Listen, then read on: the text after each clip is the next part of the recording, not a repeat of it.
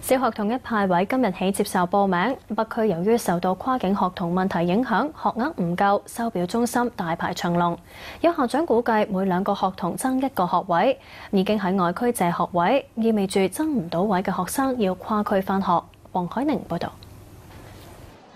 上水80校網呢個統一派位中心由朝早開始冇停過排長龍，枕住都有過百人排隊等交表。當中好多都係雙非家長，呢個校網最近深圳，係佢哋嘅熱門選擇。佢哋認為仔女既然喺香港出世，香港教育又較好，所以嚟讀書，唔認為搶走呢一區嘅學位。呢邊都幾吸引下咯。俾人話先，可能即係搶咗本地嗰啲資源。咁都唔係咁講噶嘛，呢個係都係屬於中國噶嘛，係嘛？因為佢香港出世噶嘛，因為大陸唔收啊嘛，冇計啦，都話揀翻去香港讀咯。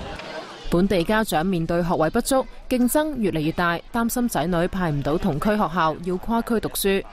你邊個時都係要敲門啊嗰啲咁嘅嘢㗎啦，係啊，即係呢啲 understand 內裏 understand 嘅嘢咯嚇，咁咯嚇。但係你都係睇咗呢個結果先啦，唔諗得咁多係。咁你擔心都係冇用啊，咁你又唔可以話要歧視佢呢啲咁嘅嘢㗎嘛，咁你個政策係咁啊嘛，係咪先？政府政策，咁你唯有你要求政府就是希望政府啊呢度起多啲咯，有需要係咪先？咪起多啲學校咯。有區內校長估計，今年大約有1700個學童爭800個學額，即係2個學生爭1個位。因為喺我整個北區嚟計咧，跨境嘅小朋友係比本地嘅學童咧係多好多㗎。嗰個比率咧佔即係7:3之比㗎。相信跨境嘅小朋友即係能夠攞到咧個比率係比本地一定係高啦，因為人哋嗰個數量係大啊嘛。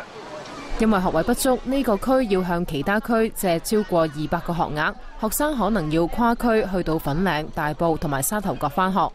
小一入學派位中心星期日會繼續開放收取表格，6月初會公佈派位結果。Now 寬頻電視記者黃海寧報導。